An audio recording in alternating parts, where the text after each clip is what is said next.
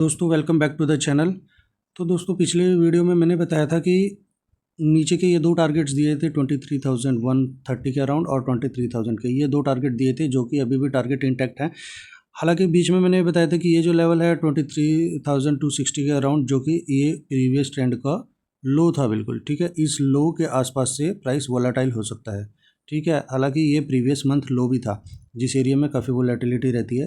तो यही एरिया था जहाँ से प्राइस वोलेटाइल जहाँ से प्राइस वोलेटाइल होना था।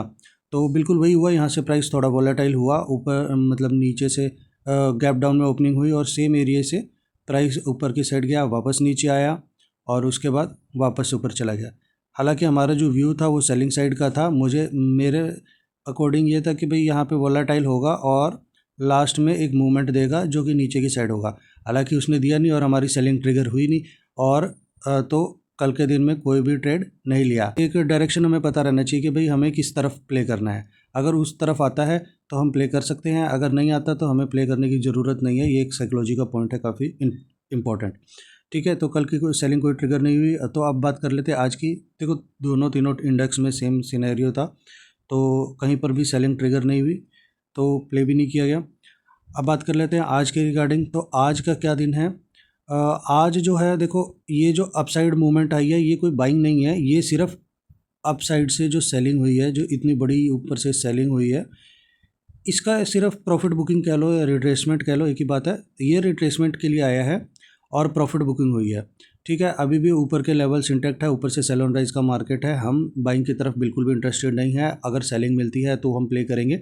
उसके लिए भी अगर यहाँ पे इन बिटवीन कहीं पर ओपनिंग होती है तो मैं अवॉइड करना ज़्यादा प्रेफर करूँगा अनटिल अनलेस 23,360 के नीचे अगर अच्छी सी कैंडल नहीं क्लोज करती, वो भी एक स्ट्रक्चर बना के, ठीक है। अगर तब क्लोज करती है तो फर्स्ट टारगेट मेरा ये रहने वाला है इस बार 23,250 के अराउंड, और फिर second target and third target रहेगा। हालांकि ये जो लेवल है यहाँ से अच्छी खासी बाइंग है, तो जो बायर्स होंगे इस लेवल को डिफेंड करना मतलब पूरी कोशिश करेंगे कि इस लेवल को डिफेंड करें।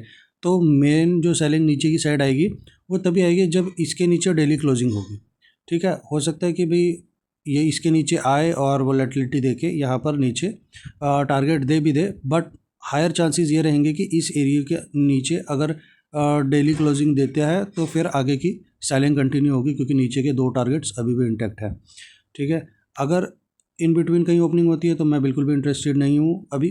अगर अपसाइड में कहीं जाता है प्राइस और अपना प्रीवियस डे के हाई को ब्रेक करके वापस से कोई स्ट्रक्चर बना के नीचे की तरफ आता है तो मैं सेलिंग के लिए प्ले करने में इंटरेस्टेड रहूँगा, जिसमें एक ही तो ये बायर्स का एसएल रहेगा जिसको टेक डाउन किया जाएगा, और उसके बाद अगर फिर भी प्राइस एक्शन बना के वापस नीचे आता है तो नीचे के टारगेट्स ओपन होना शुरू होंगे।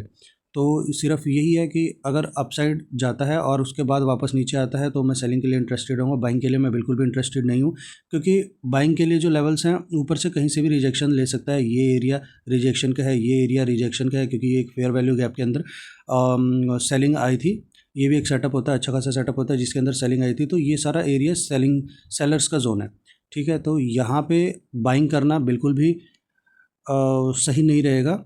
मैं तो सेलिंग के लिए प्रेफर करूँगा, कहीं से भी आती है, और अगर मेरे को मेरे सेटअप के अकॉर्डिंग मिलती है तो मैं प्ले करना चाहूँगा। नीचे के लेवल्स दे दिए हैं।